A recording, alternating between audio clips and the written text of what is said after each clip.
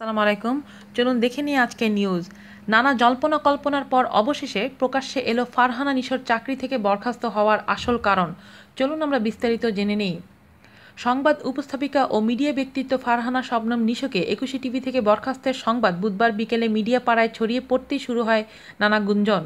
মূল গুঞ্জন শুরু হয় বনানীর আলোচিত ধর্ষণ কাণ্ডে অভিযুক্ত নাইম আশরাফের সঙ্গে ফারহানা নিশোর কিছু ছবি নিয়ে। তবে ফারহানা নিশোর চাকরি যাওয়ার মূল কারণ কি ধর্ষকের সাথে ছবি ভাইরাল নাকি আর্থিক কেলেঙ্কারি, এমন আলোচনা সমালোচনা এখন সর্বত্র। নানা জল্পনা কল্পনার পর অবশেষে ফারহানা নিশোর চাকরি থেকে বরখাস্ত হওয়ার আসল কারণ জানা গেছে। প্রতিষ্ঠানের আর্থিক নীতি ও শৃঙ্খলা ভঙ্গ, নিয়োগপত্রের ১০ নং শর্ত ভঙ্গ করে অন্য ব্যবসার সাথে জড়িত এবং ২১ টেলিভিশনের ব্যবসার সঙ্গে প্রতারণা ও অসাধুতার আশ্রয় গ্রহণ করে প্রতিষ্ঠানের আর্থিক ক্ষতি করায় তাকে চাকরি থেকে বরখাস্ত করা হয়েছে। ২১ টেলিভিশনের মানব সম্পদ বিভাগের এক চিঠিতে ফারহানা নিশোর চাকরি থেকে বরখাস্ত হওয়ার এই ৩টি কারণ উল্লেখ করা হয়েছে।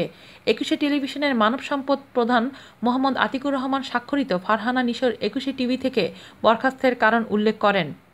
২১ টেলিভিশনের কোম্পানি সচিব ও মানব সম্পদ প্রধান মোহাম্মদ আতিকুর রহমান স্বাক্ষরিত সেই বরখাস্তপত্রে নিশোকে জানানো হয়, আপনি ২১ টেলিভিশন লিমিটেডের অনুষ্ঠান বিভাগ প্রধান হিসেবে দায়িত্ব পালন করছেন। প্রাতিষ্ঠানিক দায়িত্ব সম্পর্কিত কর্মকাণ্ড পর্যবেক্ষণ, পর্যালোচনা এবং আত্মপক্ষ সমর্থনে আপনার প্রদত্ত বক্তব্য ও উপস্থাপিত নথিসমূহ আমলে নিয়ে প্রমাণ পাওয়া যায় যে ১.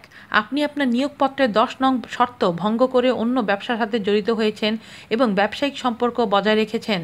২. আপনি প্রতিষ্ঠানের আর্থিক নীতি ও শৃঙ্খলা ভঙ্গ করেছেন। ৩. আপনি ২১ টেলিভিশন লিমিটেডের ব্যবসা সম্পর্কে প্রতারণা ও অসাধুতার আশ্রয় গ্রহণ করে প্রতিষ্ঠানের আর্থিকভাবে ক্ষতিগ্রস্ত করেছেন। উপরোক্ত অসদাচরণের দায়ে আপনাকে চাকরি থেকে বরখাস্ত করা হলো। আজ এ পর্যন্তই। ভালো থাকবেন সবাই। আল্লাহ হাফেজ।